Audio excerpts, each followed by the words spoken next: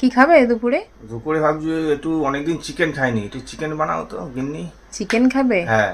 আচ্ছা ঠিক আছে। কর্তামশাইয়ের আবদারে আজকে বানাবো একেবারে অন্য ধরনের একটি চিকেন রেসিপি। সেই জন্য ডাবের মালাইটা নিয়ে নিয়েছি, আর সেটা মিক্সার জারে নিয়ে নিলাম কাঁচা লঙ্কা, আদা, আর নিয়ে নিলাম বেশ কিছুটা কাজু, আর ওই ডাবের একটু জল। ব্যাস, এটাকে বেটে নেব। এবার একেবারে ছোট ছোট করে কেটে রাখা চিকেনের মধ্যে দিয়ে দেবো বেশ খানিকটা টক দইও দিয়ে দেবো।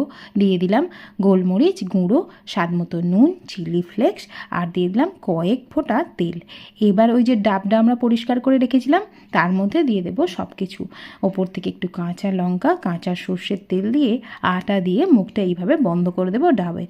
তারপর একটা কড়াইতে বেশ খানিকটা জল দিয়ে এটাকে চাপা দিয়ে সেদ্ধ করব প্রায় 15 থেকে 20 মিনিট। ব্যাস, তাহলেই তৈরি আমাদের একেবারে নতুন ধরনের ডাব চিকেন। নরম তুলতুলের মতো, ভালো লাগে।